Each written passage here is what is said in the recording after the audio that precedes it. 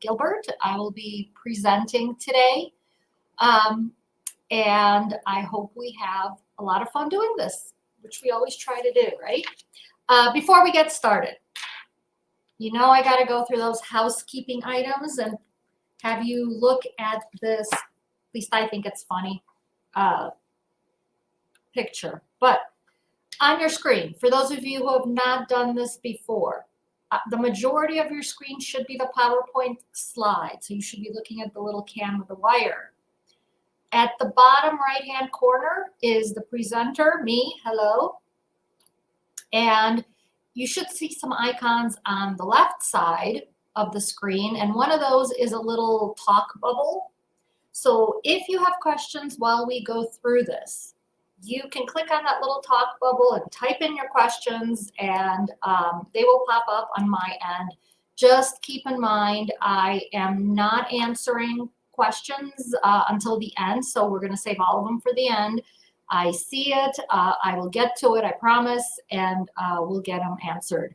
If you're having technical difficulties, don't type in the talk bubble. I cannot help you on my end, but you can actually call or email Summer Sims, who is our education coordinator. You can email her at ssims@altitude.law, or you can give her a call at 303-991-2076. That's her direct number. So you can reach her either of those ways if you're having technical difficulties, and she should be able to hopefully help you through it. This presentation is eligible for 1 CMCA credit. They will be automatically emailed to you within 48 hours after this class. We just need to receive confirmation that you've attended. And yes, we are watching you. No, I'm kidding. But we do get confirmation that you were present, that you were watching, and that you have participated in this webinar. So once we receive that from our provider, we will go ahead and send out the CMCA credits. If you don't get it within the next couple of days, so if you don't have it by Friday, please email me or email Summer at the email address I just gave you and follow up with us, because sometimes they do get lost in the mail, unfortunately, in the email, the electronic cyber world. So at this point, I think we are ready to go ahead and start the actual presentation. And okay, so I'm going to be honest with you. When it comes to these types of topics, we call them soft topics here. It means they're not really legal topics at all. They're more kind of the touchy-feely side of things. And, you know, most attorneys aren't real great with the touchy-feely side of things. So I actually had to do some research on this. I will admit it. I had to do research. I found it actually very fascinating. There's a lot of stuff out there. And so I kind of compiled it, the basics of it, in this presentation. And then the second half is going to be going over how these various things apply to our context, as in the common interest community context. So again, there's a lot of information out there on the World Wide Web when it comes to communications. So the first thing I always want to do is start off with a definition of what is this that we're talking about, right? We all inherently know what communication is. You're probably looking at this definition that I have up on the screen saying, duh, we know this, Elena, why are you wasting our time? But I think it's important. It's the imparting or exchanging of information or news, or sending or receiving information. To me, the receiving part is really, really important, because I think a lot of us believe that once we send it, that's that, we're done, we've done our part to provide communication. But we never think about it from the reception side and how it's received, whether it's received, how it may be interpreted. And I think that's a huge, huge piece of communication. And we're going to see that really is the case as we keep going through this. So don't forget that receiving information is still part of the communication process. There are apparently 5 types of communication. Some studies say 6, but they're really just dividing out a few of these things into separate categories, but generally this is what we're looking at. We're looking at verbal communication, we're looking at nonverbal communication, written communication, listening, that was an odd one, but this is part of that reception side, I think, and also visual. And we're going to go through each one of these now and talk about what it means and how, although some of it may be commonsensical, some of it may not. So let's look at these and then we'll apply it all to how it impacts associations. So let's start with verbal communication, right? It's talking. We know that. You speak to people. We do it in a million different ways. You know, you can talk to someone in person. We can talk on the phone. We can Zoom, Skype, FaceTime. We can do a webinar like we're doing now, right? That's all verbal communication. I am talking to you and I'm communicating to you verbally. But the key here is when we do communicate verbally, it's not just the words. There's other things that go into our communication. So for example, the caliber, complexity of the words. If I sit here right now and I conduct this webinar and all I do is use legalese, right, to talk about things that none of you really, I don't want to say understand, but it's like it makes no sense, then have I really done an effective job of communicating the information to you? I don't think I have, right? So the type of words I use and how I use them definitely comes into play when we're talking about communication. But what's more than that? Intonation, pitch, tone, all of that. And that is huge. And I always fight with my husband about this because I'm like, he's like, what did I say? I'm like, it's not what you said, it's how you said it. I'm sure some of you can relate. And some of you are saying, oh, you're that kind of wife. Yeah, okay, whatever. So you can say something that is completely innocuous, right? But the way you say it makes people cringe. So for example, you can ask me, Alina, have you seen the ABC movie? Whatever, fill in the blank. And I can respond, the words would be, yes, I have, right? So that the words are innocuous. And I can say it as, yeah, I have.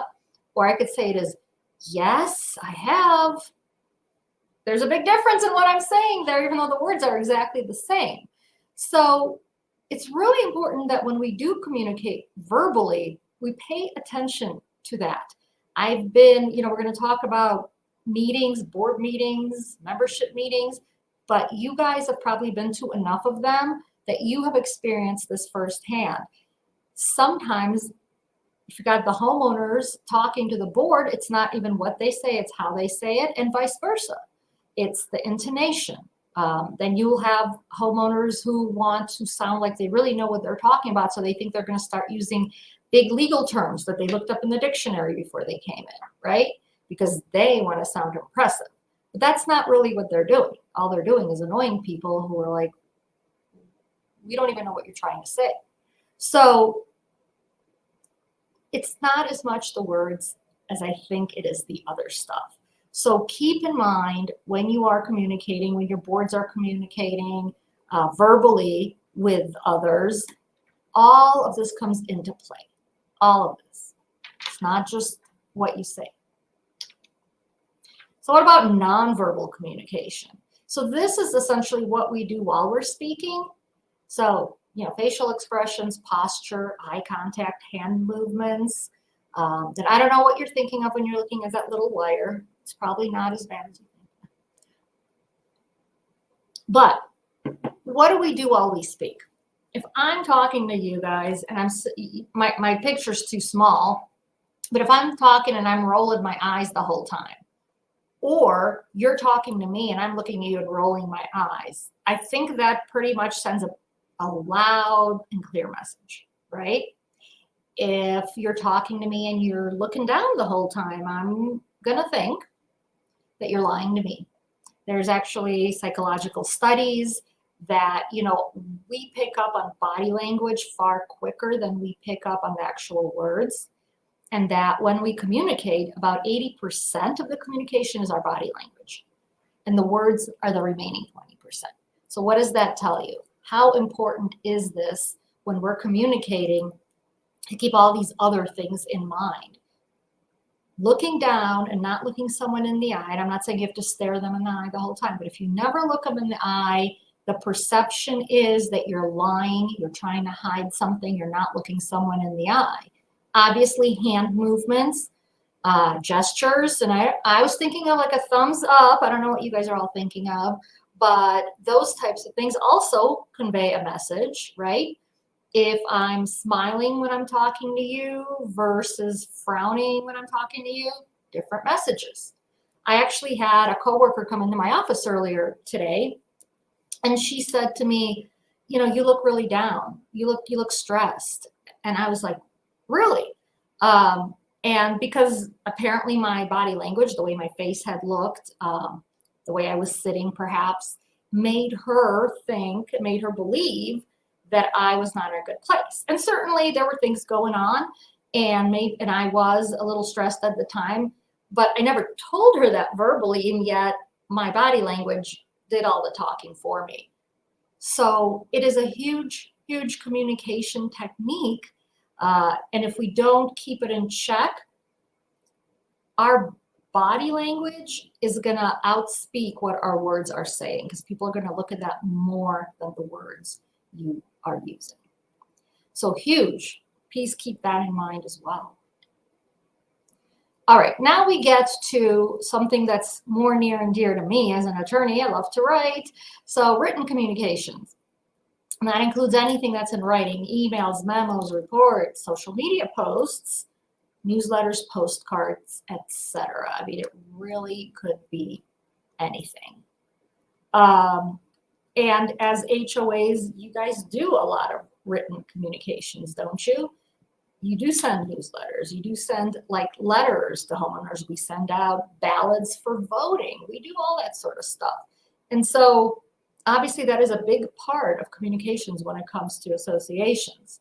So what are the rules of thumb? Well, you know, write well to avoid confusion, misinterpretation, etc., and ensure the content is what you promote or what you want to promote and what you want to be associated with.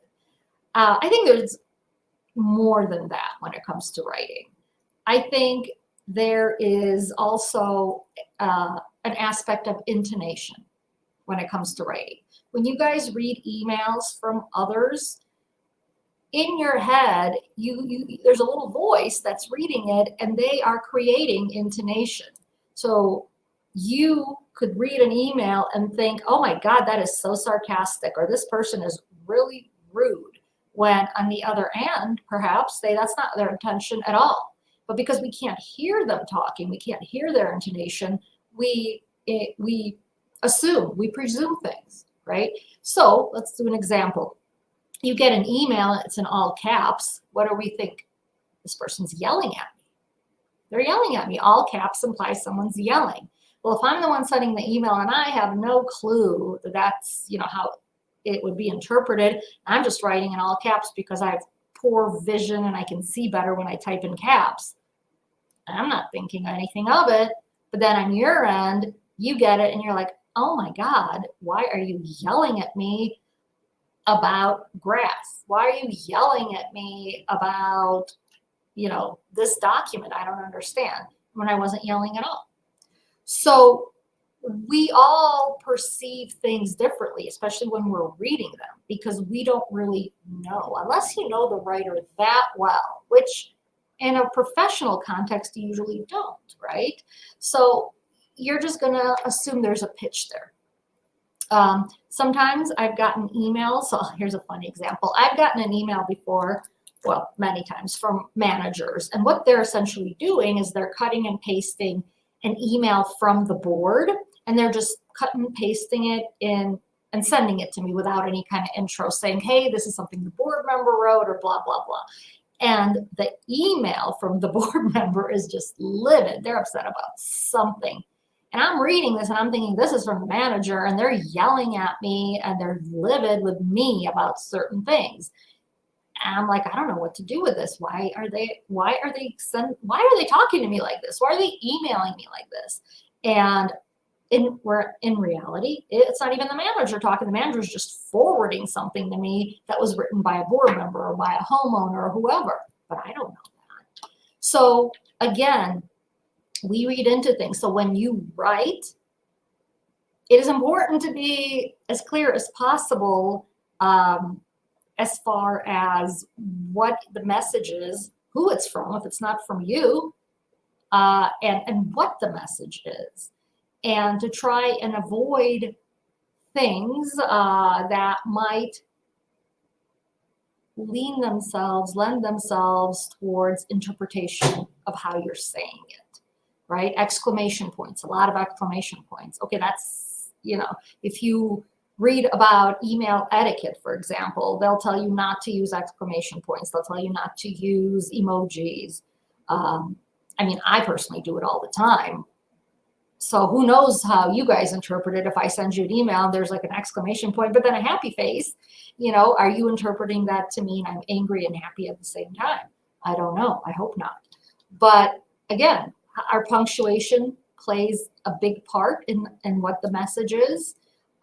And also, if I send you something, I keep using myself as an example because I don't want to really, if it's a bad example, I don't want to put anyone down. But let's say you get an email from me and it's got like 5 typos in it. Now, if you've worked with me before, you might be like, oh, whatever, it's Alina, she's not paying attention, she's been drinking, whatever, we don't care. If it's someone who has not worked with me very much in the past, they may think, wow, she's an incompetent attorney. Or wow, she really doesn't care about our community because she doesn't even want to proofread her emails. So there's messages that get sent with all our written communications that we're not necessarily intending to send. But the way we write and the punctuation we use and the words we use all send a message. So keep that in mind as you write things that are intended to communicate to your membership, to your vendors, to your boards, to whoever. It all kind of makes a difference when it comes together. So listening, this one is kind of near and dear to my heart because I am a frequent violator of this. And this is active listening. So, it's listening so that you can understand what is being sent to you. Read the quote. The biggest communication problem is we do not listen to understand, we listen to reply. So what are we doing? We've already got our message that we're going to respond with in our head. We already know what it is. We don't care what the speaker says. So we're not really listening, we're waiting, right? There's a brilliant quote out there. It says the opposite of listening or the opposite of talking isn't listening. The opposite of talking is waiting. Because that's what we do most of the time, right? We're waiting for someone to finish talking so we could say our 2 cents. And I know I do this all the time. I catch myself doing it. I'm just waiting for you to get done because now I'm going to impart my wisdom on you. But if I haven't heard everything that you just told me, how can I adequately address everything you've told me? Because I haven't heard it. I didn't hear the one little thing in there about, and then somebody said X to me. Well, if I missed that, that could be a big part of your message. So how can I address your wants and your needs if I don't even know what they are? And I can't know what they are unless I listen to you. And of course, this is for verbal communication. But I think it works just as well when you talk about written communication because you got to actually read what people write as opposed to just, skimming it and saying, okay, they're just complaining. I don't care. We actually have to read and understand what the message is before we can respond. So the key here is to respond, not to react, because reacting is just like your gut reaction, right? It's like, ugh. And usually it's not the best response. We want to respond. We want to think it out. We want to make sure we address what has actually been conveyed to us. And so to do that, we need to listen to the message. All right. Fun, visual communications, perhaps one of the funnest communications, and that's all our TV, social media, photographs, advertising, all that good stuff. So the question is, what message are you conveying with your images? I have a couple images here by way of example. When we look at the teeth on the right-hand side, I think the message is pretty darn clear. I would expect to see this at the dentist's office, but I think the message is absolutely clear on that one. You don't have to say anything. There doesn't need to be any words associated with it. It's loud and clear. But look at these crazy birds on the left. You guys know what this is from? This is one of the Pixar shorts where they have these crazy birds and they're all upset with this one big bird that sits on the wire with them. But anyway, the point is, look at the expression on that one bird's face that's like more to the right. You can see he's up to no good. Those beady little eyes, the way he's looking, the way his eyebrows are. And then the bird next to him is more like, what the heck? He's just judging. And again, I think there need be no words here because the picture says it all. So when do we use pictures? I mean, we use pictures all the time. Like if you have a social media site, if there's a Facebook site, what's the picture that you have when somebody goes to your page? There's a picture on there usually. What is it? Is it your community? Is it something else? What is it? And is it sending the message you want it to send? We put pictures on, sometimes on our letterhead. We have a picture with a logo. We have a logo even, We have, we send photographs. We do PowerPoint presentations where we do photographs. So do you guys ever think about the picture that you use and what it might convey? So what it conveys to me may be very different than what it conveys to someone else, right? We see this all the time where, someone says something. Well, I shouldn't say that because of a picture. Somebody posts a picture and their neighbor's offended by it because they interpret it to mean some certain things. And whether or not that's the intent of the person who posted the picture, I couldn't tell you, but it offends their neighbor. So visual communications are also extremely important because a lot of times they send messages. Some messages are very obvious, like the ones we see here, but some messages are less than obvious, at least to the person who's putting the picture out. And so maybe we have other people look at the picture and like, you think this is okay? You think this is okay? Sure. I mean, we do that, I know with for example, our newsletters. Before our newsletters go out every month, we have somebody suggest photos. We review the photos and we decide or the pictures and decide whether they're appropriate and whether they send the right message. Sometimes we change them because we don't think they send the right message. So again, all of this stuff communicates a message. And you need to be sure that what it's communicating is what you want to be saying. Comedy break. I hope you're laughing. I think it's horrible and funny at the same time. All right. Comedy break over. Let's move on. Okay. Now we're going to talk about the HOA context and what it means for us as professionals in the HOA industry, for us as board members, for us as homeowners, anyone. So how do associations, boards, how do they communicate with owners? And, this isn't even really limited necessarily to owners. It could be others as well. It could be vendors. It could be residents who are not owners. It could apply to almost, anyone. So, and by no means is this list an exhaustive list of all the ways that we communicate, but it's some of the ones that are, I think, most prevalent right now. Well, we have meetings, right? And meetings are kind of like we have all sorts of communication when we talk about meetings. We've got verbal, we've got the nonverbal, we've got listening, we've got visual if you're doing a PowerPoint or whatnot. So there's all sorts of stuff going on in meetings, and it's so easy to get derailed because you think you're sending the right message verbally, but then you've got these nonverbal communications and visual communications that may not be following the message you're trying to send verbally, right? I have been to annual meetings where the board president, he's up there or she's up there, and they're doing the presentation, like, here's all the good stuff that has happened in the community over the last year. They've got a PowerPoint presentation. They're up there speaking, but they are reading from their script. They're looking down the whole time. They're not looking at the audience. That's kind of a mixed message there. It's a mixed message.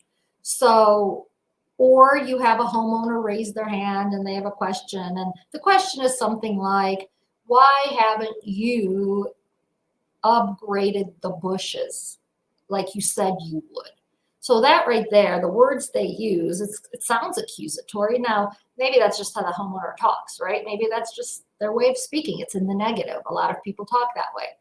But as a board member, I take it as an attack on me, because you're accusing me of lying, essentially. You said I told you I was going to do bushes, I didn't do them, so now you're calling me a liar. You see how this is spiraling, right? So I'm going to respond to you and say, well, the words are going to be, we called the contractor, we got a bid, it was really expensive, we decided to save it for next year when we could budget for it better. But the way I say it, the tone of my voice, and I'm shaking my fist at you as I'm saying this, well, the message that homeowner is going to get is, hey, this board member is being really rude to me, and I don't understand why. All I did was ask them a question, right? So it's spiraling out of control because both sides got a different message than perhaps what was intended. So again, this goes back to my original question of, is the receiving end part of the communication? In other words, once I send my message, am I done? Am I off the hook? Or is the way it's received, do I have a responsibility for that? And unfortunately, I think a lot of people think, well, I've sent the message. If they don't understand it, that's on them. I've done what I had to do. I am done. I wash my hands of this. And that's not the case. And we're going to talk later about kind of what impedes communication, but you need to make sure if you're sending the message that it's received the way you want it, because otherwise you may as well not have sent it. So we also send out what? Newsletters, and that's written, visual. Emails, written, can be visual if you're attaching pictures. Social media, we talked about that, if you have a Facebook page or something else. And then, of course, there's the association website. Most associations have websites now, and that also is written and visual. So a lot of written, a lot of visual, but when it comes to meetings, we're talking also verbal, nonverbal, and listening, right? Most of the time, we don't have board members getting on the phone with homeowners, but I bet you guys get on the phone with, managers get on the phone with board members or with vendors and whatnot. So again, you're still having that verbal and listening exchange, even on the phone. So, and again, a lot of things can go wrong in these exchanges. Why do we care? In an HOA context, honestly, why do we care? Some boards, I've heard them say, look, we're doing what we need to do. We're doing what's best for the community. Too bad if the homeowners don't like it, they can remove us. And that's the attitude. Okay, no, that's the attitude, that's the attitude. But the problem is, if you don't successfully communicate with the homeowners, then we're going to talk about what happens. But if you can successfully communicate with the homeowners, it just makes your jobs so much easier. Because what does it do? It creates transparency, right? If a homeowner doesn't have to guess what's happening and they are being told kind of every step of the way, this is what's happening, then I know, and I'm like, oh, so the board's sharing all this with me. I may not agree with it. I may not like it, but you know what? At least I know what's happening. I'm not saying no one's ever going to get angry with you. I'm just saying that it creates the perception of transparency, and that it also garners trust in the board because it doesn't look like anyone's trying to hide anything. Everything is out there in the open for anyone to see. It sets forth expectations, so at least then I know as a homeowner what the board is doing, what the next steps are. I don't have to keep asking and nagging them. And it creates a sense of community, kind of like we're all tied together. We're all in this together. That's what happens when you have effective communication. And I have seen communities that do this very well. But that, I think, is more of an exception than a rule. Because especially with larger communities, it's very difficult to effectively communicate with everyone. You may effectively communicate with a portion of your community, but there's always going to be this faction that isn't getting what you're saying, right? But again, if you can do it, it's amazing. Your job is that much easier. So what happens when we fail to effectively communicate? So I love this quote by George Bernard Shaw. It's the single biggest problem in communication is the illusion that it has taken place. Because again, if I send a message and I'm like, yep, I'm done, I did what I had to do, I conveyed the information, but nobody got it on the other end, there's really not been any communication. I think it took place, but it really didn't because nobody got the message. So be careful with your assumptions that just by sending something out that it's received at all, it's received the way you intended it to be received, and that people interpret it the way you want them to interpret it. So when we don't effectively communicate, what happens? Owners, they don't know what's going on and they're going to create their own reality. The reality they create is never good. It just isn't. That's not the way humans are wired. So here's an example for you that it really has nothing to do with HOAs, but I think a lot of us can relate to this. And that is, I have a 21-year-old son, and he goes out one Saturday night, and I text him because I have a question about something, and he hasn't answered me. 20 minutes go by, I text him again, no answer. And I know he's always got his phone right there with him. Another 20 minutes, I text him again, still nothing. All right, as a mother, here I am. I'm starting to spiral. I'm like, okay, he got abducted. He got run over by a car. He's out on the street dead.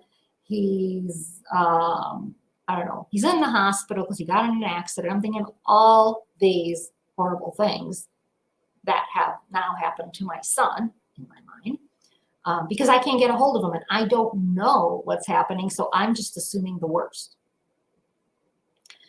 In reality, son is at his friend's house, forgot his cell phone in the car, was too lazy to go get it, decided he was just going to hang at his friend's place and get the phone later.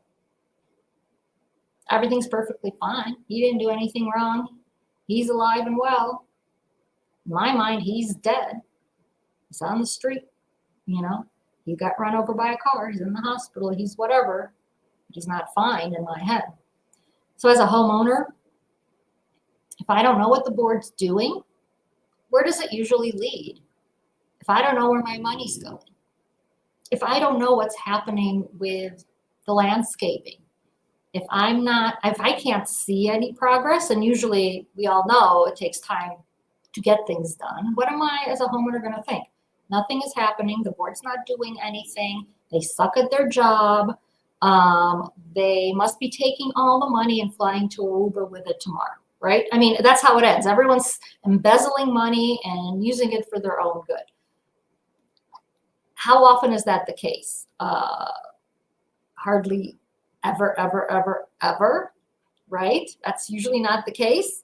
But because there isn't effective communication, the homeowner creates their own reality. And the reality is the board is doing something wrong, or they're failing to do something that they're supposed to do. And I don't trust this board. And why do we have these people on the board in the first place? We need to get rid of the board. We need a new board. Hey, let's do a recall meeting.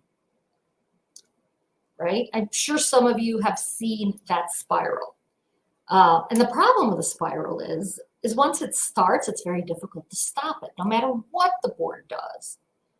Here's a copy of the budget. You can see where the money's going. No, that's not good enough because here, this line item isn't the same as what it was in the budget that we saw originally. And so you're doing something, you're moving things around, you're hiding things, you're stealing money, right? It's very difficult to reverse the spiral of the homeowner's imagination once it starts.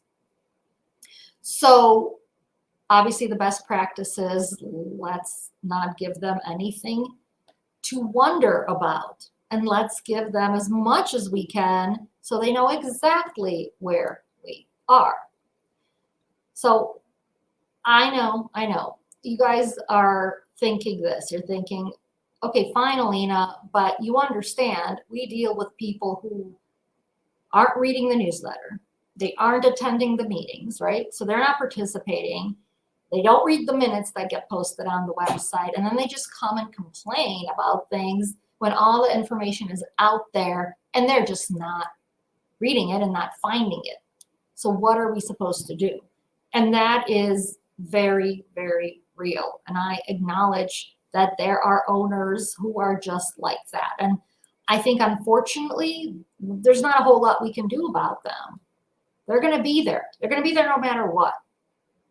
But the other homeowners who legitimately want to know and are willing to look and read and attend meetings, who do want to know what's going on, if you give them that communication, then those naysayer homeowners that don't want to do anything, they just want to complain all the time, they're going to have a much harder time convincing other homeowners that the board is doing something wrong, because the other homeowners already know what's going on, and they're going to know where the money's going. And so if a suspicious homeowner says, hey, I think the board's embezzling money, they're going to be like, no, they're not. Look, they just sent this statement out the other day. It says, here's where all the money's going. You know, so I'm not saying you're never going to have issues. That's not what I'm saying. What I'm saying is, if you can give people as much information as possible, you're going to have less issues. How about that? Let's say we're going to have less issues. You're always going to have some issues, I know. Okay, barriers to effective communication. So this is really the thing, I think. This is more of a why isn't my message getting received the way I think it should be. It's why are they not understanding what my message is? So, you know, obviously there's language, there's cultural differences, right? So if I don't speak English really well, it's going to be hard for me to understand. Illiteracy, if I can't read, obviously, I'm not going to be able to read the newsletters. Different communication styles. Some people speak in the negative, like I said earlier, and then the perception is that they are attacking someone, accusing someone, and in their mind, they're not, right? But because there's different communication styles, it's hard to reconcile. Poor listening, not paying attention. Yeah, you know, we see this all the time, right? If a homeowner is not angry about something, they either they don't show up, or if they do show up, you know, a lot of times they're going to be on their phones doing something else, and they're not listening, they're not paying attention. Lack of interest, people don't attend board meetings, right? Most of our boards do not have homeowners who attend, or at least not a lot of homeowners who attend. People don't care until they care. And then, of course, perception. Perception is everything. Take a look at this little cartoon at the bottom right corner with the 6 and the 9. This to me is kind of hits the nail on the head. Just because you're right does not mean I'm wrong. You just haven't seen life from my side. So one's guy looking at it and it is a 9, and one guy is looking on the other side and it is a 6. So it is possible that both sides are correct, but based on their own interpretations, based on the way their filters, the way they see things, they just don't see it in the same way as we do. And that's okay. I think it's okay if people can agree to disagree on something. But we need to understand that just because I'm right, that doesn't necessarily mean everyone else is wrong. We can all be right based on the context. And then the picture above it, don't you text me in that tone of voice. We talked about this, right? This is that intonation that people read into based on the words and the punctuation you send, and maybe even emojis, where they're going to hear a certain intonation.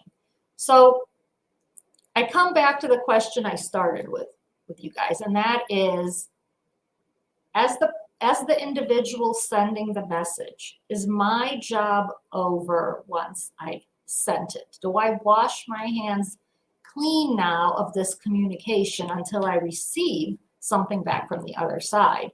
Or do I have some sort of obligation, duty, ethical, I don't know, requirement that I make sure that the other side received it?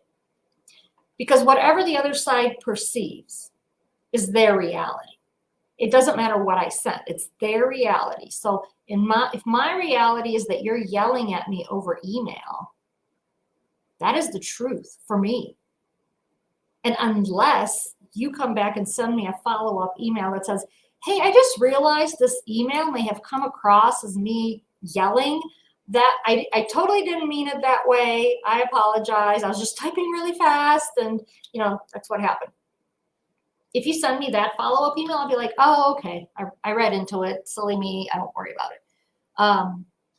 But if you don't, my perception is that you're mad at me, and I'm going to act differently towards you because in my head, I know you're mad at me, even though you may not be mad at me in your head. So I think we all have a duty. I do. I think we have a duty to make sure the message we send is received the way it was intended to be received. It's not always going to be possible for us to do this. I get that. But I think we all need to understand, and especially in an HOA context when there are a lot of different people reading and listening to our messages, I think it's easy for miscommunication to take place.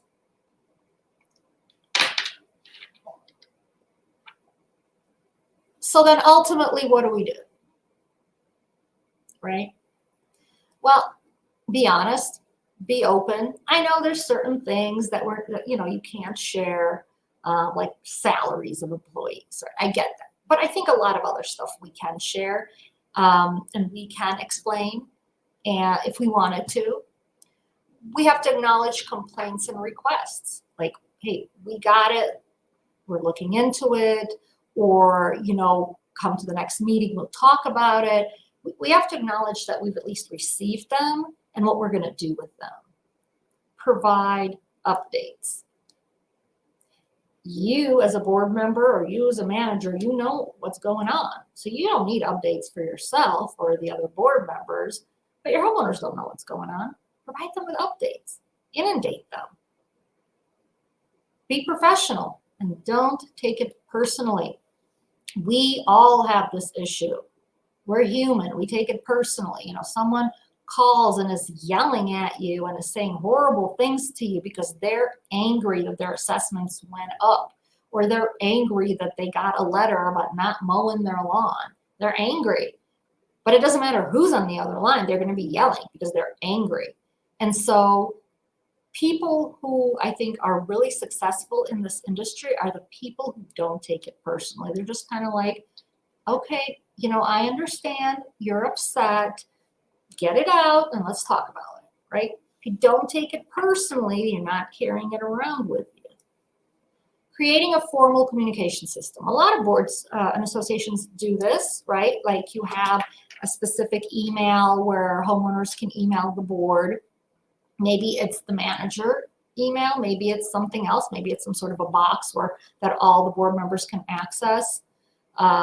Maybe we allow communications through our Facebook page, but I will caution you on formal communication channels is that I can't tell you how many times I get calls about, oh, there's this next door posting by this homeowner, and they're accusing the board of X, Y, and Z and everything under the sun, and we want to respond.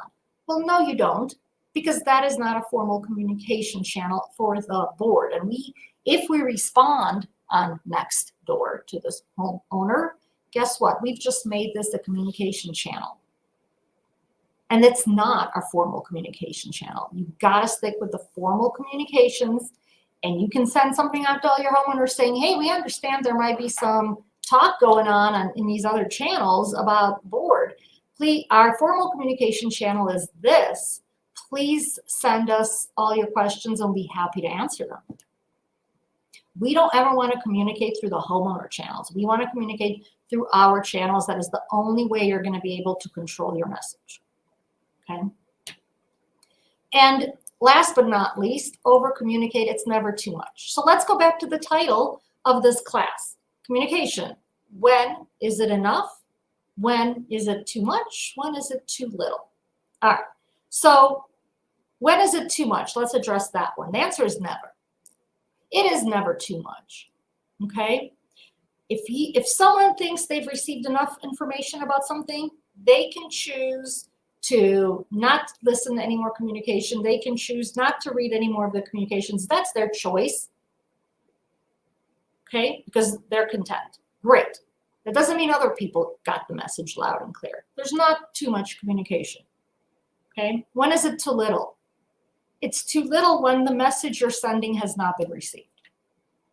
If the message has not been received, whether it's because someone doesn't understand it, it's misread, it's misinterpreted, whatever the reason is, that's too little communication. And when is it enough? It's enough when everyone understands the message, which is never going to happen, right? So I don't know that we ever can communicate enough, which leads me to the conclusion that we really just want to over communicate all the time, because we're never going to reach everyone 100% of the time in a way that every single person understands the message. Okay. I know, I can hear it now. There's naysayers out there saying we don't have time for all of this. We're not going to send letters every 5 minutes. And certainly that's not what I'm suggesting. But what I am suggesting is look at the way your community communicates and see if there's room for improvement in there with respect to the things we just talked about in this class. Yay, comedy break. I love my HOA. I said no one, right? Okay, so we are now at the end and we're going to go through questions. All right. Okay, this is a recommendation. I highly recommend the Grammarly app. Once downloaded on your laptop, it will automatically check all your writings, emails, Word, Google Docs, etc. for grammar, spelling, punctuation, usage, etc. The highlight, and highlight issues especially helpful when drafting email messages. And I know who wrote this, and she is the queen of communication, so I would listen. So the Grammarly app, for those of you who have not, did not hear me the first time. How do you listen and respond if the message is gaslighting?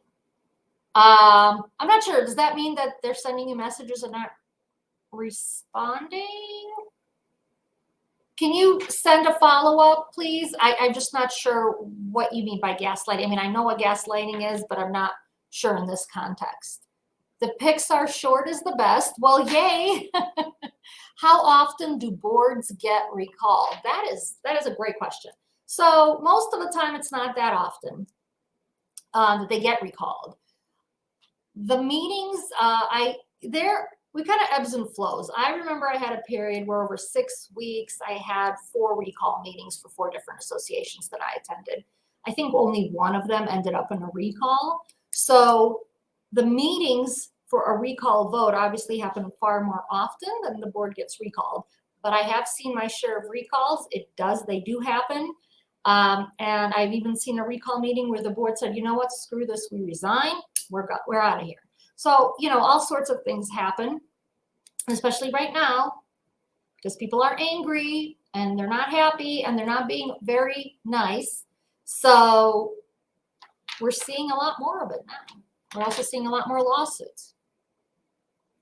With violations, when one property owner issues a violation on another property owner, what is the obligation to respond to the complaining property owner? Is it okay to simply say the covenants enforcement policy will be exercised? It might be. You certainly don't want to go into specifics, but you could say the association's looking into this. Please look at the enforcement policy as far as what our protocol is, and we will be moving forward in accordance with that policy. I see no problem saying that. Our board is considering creating a quarterly newsletter, but some of the concerns are: 1, too much work to assemble, and 2, accidental miscommunication, mistakes, yes, or lack of clarity that creates issues or unnecessary work. Any guidance on these issues and how to decide whether a newsletter is worthwhile? The communities that I work with that do a newsletter typically use a professional management company that helps them put it together, so that it doesn't take a whole lot of time on the board side. I think depending on who you have drafting articles, so there's different ways of doing it. You can have articles that you just pull from the internet, for example. Like, we have tons of articles on our website, for example. And sometimes I get an email from someone who says, hey, can I use your article in our newsletter? We'll give you the credit. And I'm like, sure, I don't care, you can use it. So you can do something like that where you basically pull things, resources from the internet that you just post as your newsletter articles. Of course, you want to get permission before doing that. That's one option. Another option is you have your articles, proofread by a few folks to make sure it passes muster. A third option is your articles can be for informational purposes only. So basically, here are like some upcoming events in the community. Here's a list of the ways you can communicate with the board. It could just be purely informational. So I think there's different ways of addressing it. But again, I would highly encourage you that if you are drafting your own newsletter articles, have someone else look at it. Have a couple people look at it and see. Because the more eyes you have on it, the more likely it is someone's going to catch something and say, you know what, this could really be interpreted to mean X. You may want to change your wording here. Okay. Next question. Our board does a monthly newsletter electronically. Do you suggest that the management company do the letter or a board member? Should it go through legal first? Great questions. I think it's different. I think every management company is different. So I don't think there's a one size fits all. I know some management companies do offer to draft newsletters. Other management companies say, no, we need somebody to draft them and we'll get it in a format for you. So I think it depends also on kind of which company you're working with and what they are going to do. Ultimately, I think it depends on what you're writing about, because if you're writing about something legal, then yeah, please have the attorney review it. If you're writing about maintenance, then obviously it doesn't matter if legal reviews that, because there's nothing to do, with that side. Maybe then the community manager reviews it and like, well, is this really accurate? Am I saying everything correctly? So I think it's, again, a matter of checks and balances. And I would just recommend not posting articles that have not been at least read by 1 or 2 other people. I think it really does come down to that and doing your due diligence. I believe this is any other questions, Because if not, you guys are going to get out 5 whole minutes early. Okay, I don't see any other questions. Thank you so much for joining me. We will see you next month. And I hope you all have a fabulous, fabulous day. Thank you. Bye, everyone.